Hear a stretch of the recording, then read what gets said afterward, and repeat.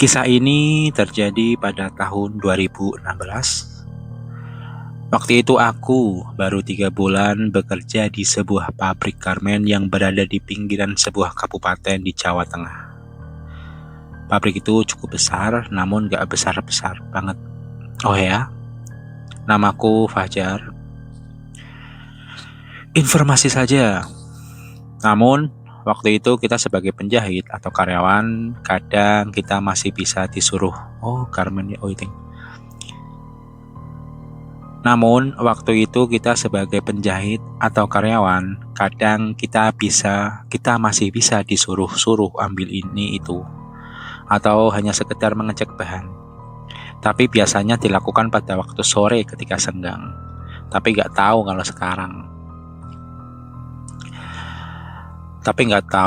sekarang masih kayak dulu atau enggak. Soalnya kalau nggak salah, 2 tahun lalu pabriknya sudah ganti bos. Itu kata temanku yang dulu kerja di sana. Oh ya, tapi nggak semua pabrik bisa bebas gini ya. Oke, kita lanjut. Ribuan potong pakaian diproduksi setiap hari untuk dikirim ke luar negeri.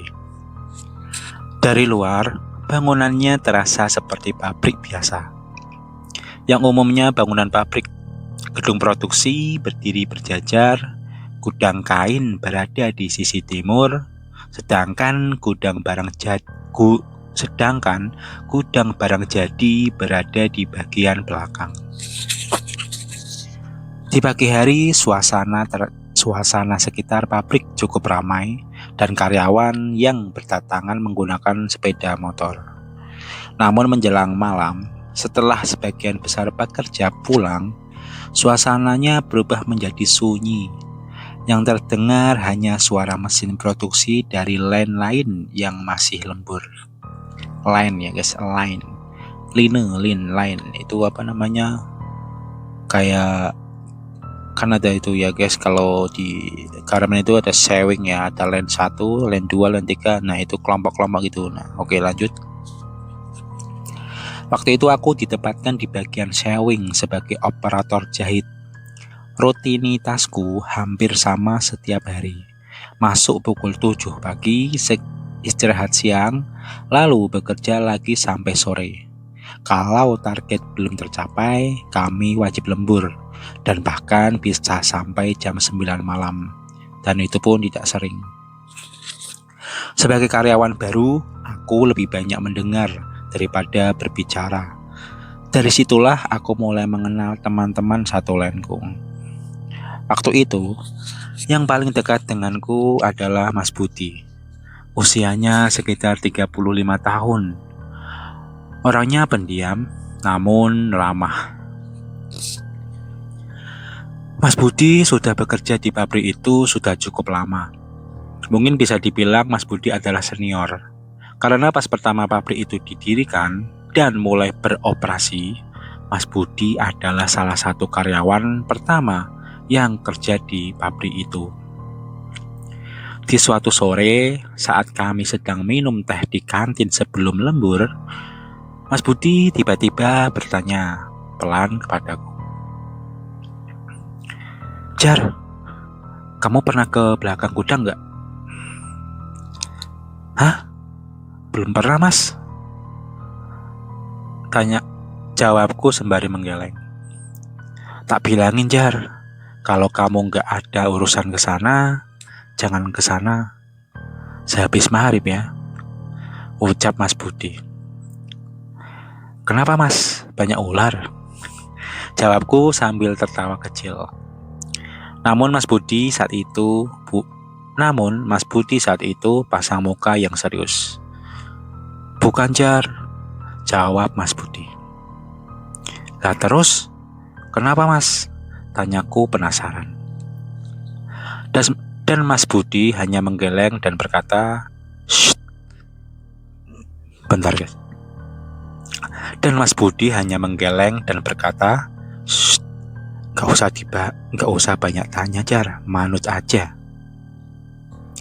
Namun, jawaban itu justru membuatku menjadi penasaran. Karena waktu lembur sebentar lagi mulai, akhirnya kami pun tidak melanjutkan percakapan itu lagi. Singkat cerita, seminggu kemudian aku mendapat tugas untuk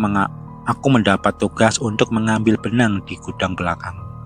Waktu itu jam 5 sore lewat, mungkin hampir setengah 6. Lalu aku berjalan dan melewati lorong sempit di samping gudang kain tersebut. Semakin jauh berjalan, suara mesin jahit semakin samar-samar. Namun aku baru tahu, gudang belakang ternyata berbatasan langsung dengan lahan kosong. Di sana aku melihat hanya ada beberapa pohon teram besi besar, ilalang dan pagar beton yang membatasi area pabrik dengan sawah warga sekitar. Saat berjalan melewati halaman itu, aku tiba-tiba mencium seperti bau tanah basah bercampur aroma anyir. Lalu aku berhenti sejenak. Kulihat ke kanan dan ke kiri, namun tidak ada saluran air atau ada bangkai hewan di sekitar itu. Namun bau tersebut tiba-tiba hilang begitu saja ketika aku melanjutkan langkah menuju gudang. Dan aku pun mengambil benang lalu kembali ke len. Apesnya, malam itu kami lembur sampai jam 9. Namun pada jam istirahat, aku melihat karyawan senior pada ngobrol dan aku pun langsung bergabung dengan mereka. Tapi tiba-tiba obrolan mereka berhenti ketika aku datang. Sebut saja Pak Darto. Beliau adalah sopir forklift dan kadang bantu-bantu yang lainnya juga. Beliau sudah lama bekerja beberapa tahun di pabrik itu. Lalu beliau berkata kepadaku pelan, "Hei, anak baru jangan sering lewat belakang," ucap Pak Darto waktu itu. Namun aku hanya tersenyum lalu aku menjawab, "Hehe, heran dari tadi semua bilang begitu, Pak." Namun Pak Darto hanya menatapku sebentar dan beliau berkata, "Kamu gak tahu kan? Sini ada cerita lama," ucap Pak Darto. "Cerita apa, Pak?" Jawabku penasaran. Lalu Pak Darto tiba-tiba menoleh ke arah Mas Budi. Dan Mas Budi seketika menghela nafas dan sedikit merubah posisinya. Lalu berkata, "Sudahlah, Pak." Dengan nada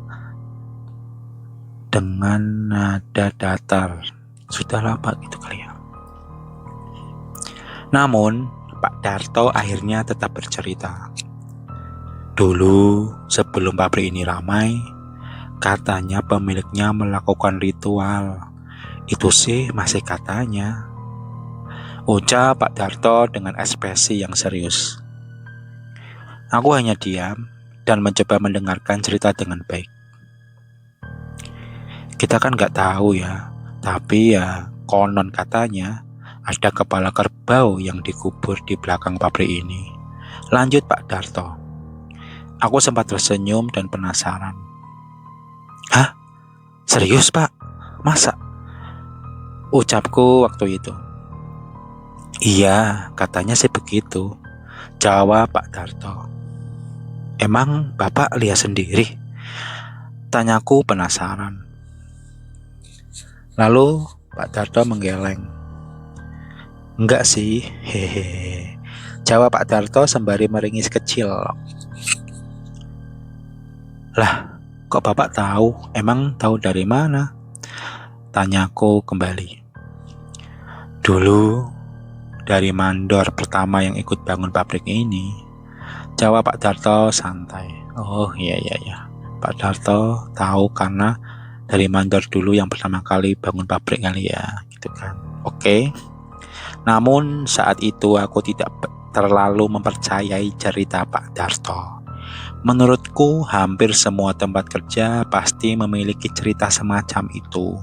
Mungkin memang hanya sekedar cerita saja. Singkat cerita, beberapa minggu pun berlalu, dan orderan dari luar negeri pun sedang banyak. Dan akhirnya kami semua hampir setiap hari lembur. Nah, disinilah awalnya. Jadi, kalau siang hari area belakang pabrik terlihat biasa saja. Namun setelah maghrib, suasananya berubah atau berbeda. Lorong menuju gudang terasa lebih sunyi. Suara mesin terdengar seperti jauh. Di suatu malam, aku kembali diminta mengambil kardus di gudang belakang.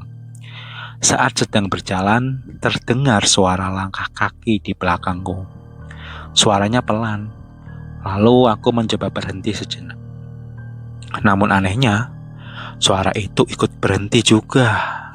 Lalu aku menoleh ke belakang dan ternyata tidak ada siapa-siapa di belakangku. Kupikir mungkin hanya pantulan suara langkah kakiku sendiri. Dan kemudian aku pun lanjut berjalan. Namun dan lagi-lagi suara itu terdengar lagi. Kali ini suaranya lebih pelan dari yang tadi. Tanpa pikir panjang, aku mempercepat langkahku dan cepat-cepat masuk ke gudang. Sesampainya di gudang, petugas gudang yang waktu itu melihat wajahku sedikit panik karena takut, beliau langsung bertanya, "Lah, kenapa?" Tanya petugas gudang. "Enggak apa-apa, Pak," jawabku. "Masa pucat begitu loh?" Tanya petugas lagi. "Enggak, Pak, capek aja, Pak," jawabku nyengir.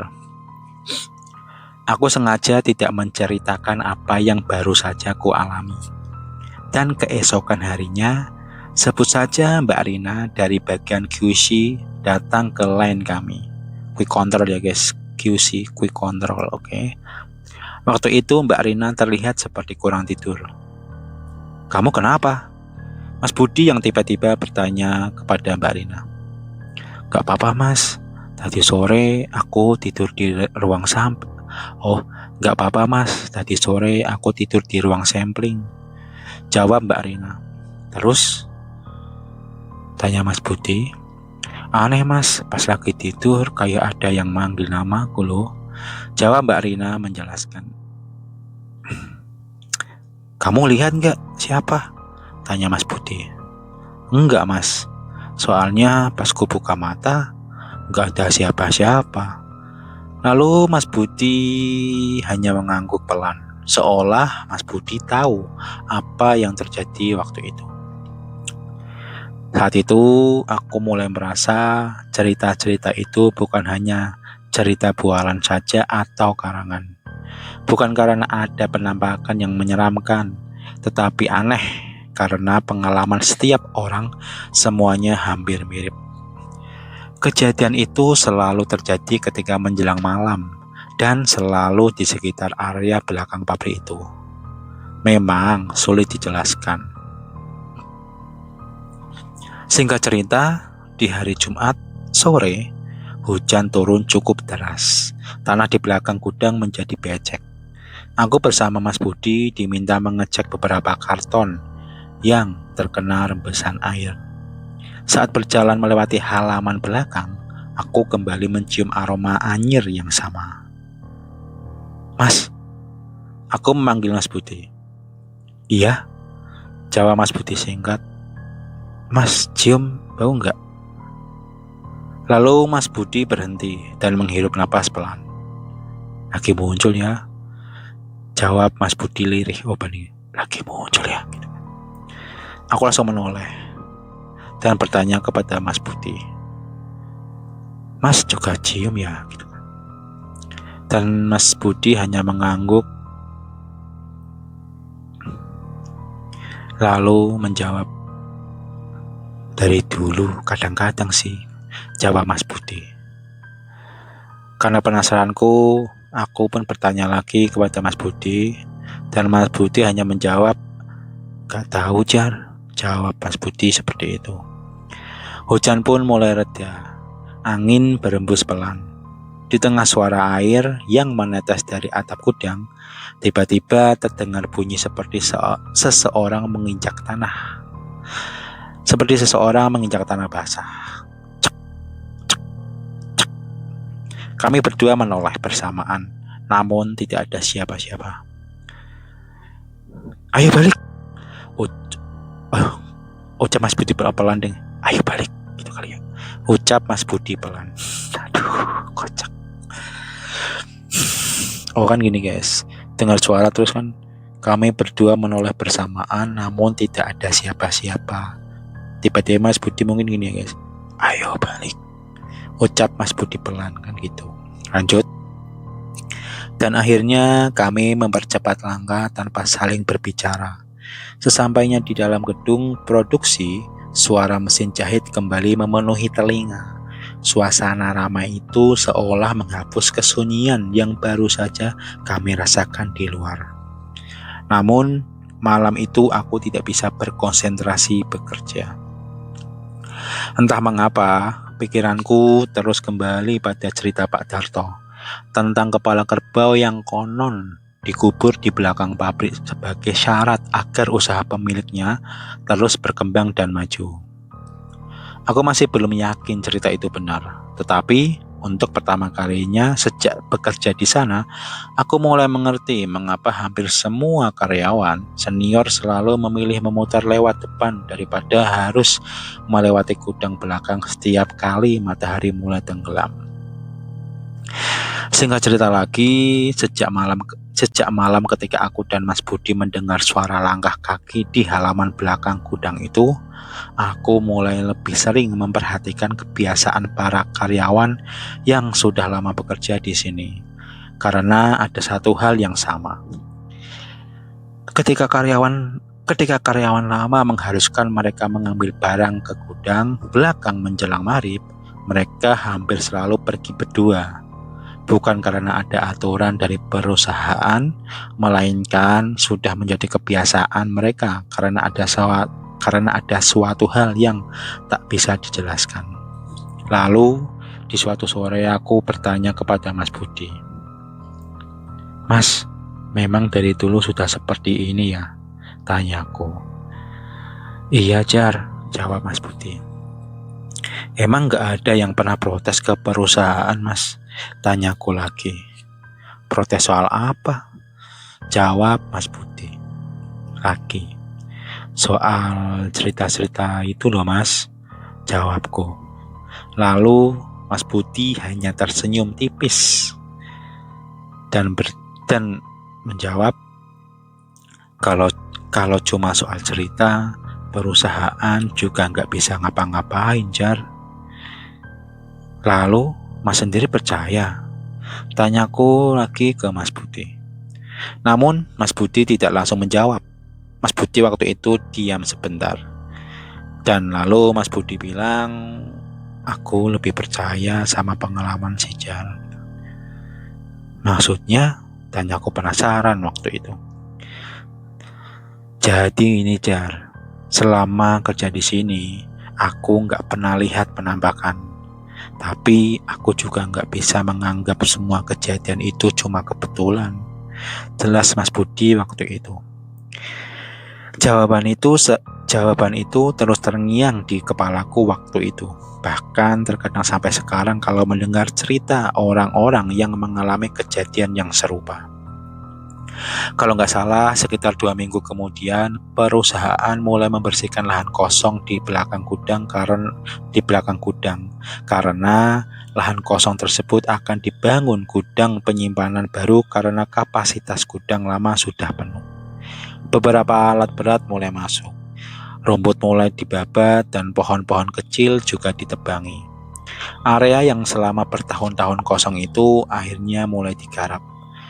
Di hari pertama, pengerjaannya tidak terjadi apa-apa dan di hari kedua pun sama.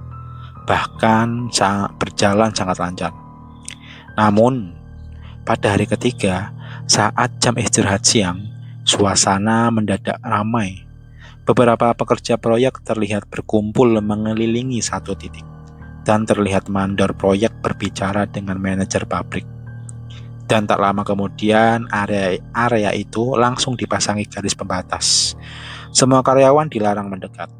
Rumor pun mulai menyebar tentang penemuan sesuatu di lahan kosong itu. Ada tulang, katanya tulang kerbau ya. Bukan, katanya cuma batu. Percakapan beberapa karyawan waktu itu, dan semua orang memiliki cerita yang berbeda-beda. Tidak ada yang benar-benar tahu apa yang ditemukan. Singkat cerita, di sore harinya, Pak Darto menghampiriku. Jar, iya Pak, kamu jangan ikut-ikutan ya, jangan cari tahu pokoknya, ucap Pak Darto waktu itu. Memangnya benar ada tulang ya Pak? Aku langsung menjawab apa yang sedang ramai diperbincangkan waktu itu. Pak Darto menghembuskan asap rokoknya perlahan dan menjawab, gak tahu juga sih. Aku cuma dengar dari orang proyek. Apa katanya Pak? Tanyaku. Aku cuma dengar katanya mereka nemu tengkorak hewan. Jawab Pak Darto waktu itu. Hewan apa Pak? Tanyaku yang benar-benar penasaran. Lalu beliau hanya mengangkat bahu dan menjawab, nggak tahu Jar, nggak ada yang bisa memastikan soalnya. Jawab Pak Darto. Waktu itu aku masih ingin bertanya lagi kepada Pak Darto. Namun Pak Darto tiba-tiba berkata pelan kepadaku, Jar, kadang lebih baik kita nggak tahu semuanya. Ucap Pak Darto dan lalu kita berdua pun pergi. Singkat cerita, sejak kejadian itu para karyawan pun mengaitkan tentang satu hal. Kata mereka, pemilik pabrik garmen itu melakukan ritual mengubur kepala hewan. Namun belum jelas kepala hewan apa yang dikubur di area pabrik itu. Tapi banyak yang bilang katanya sih kepala kerbau hitam. Itu pun masih belum jelas. Sampai saat ini kalau aku mendengar cerita tentang pesugihan, kadang aku teringat dengan kejadian dulu waktu aku kerja di pabrik garmen. Entah benar atau tidak, aku pun gak tahu.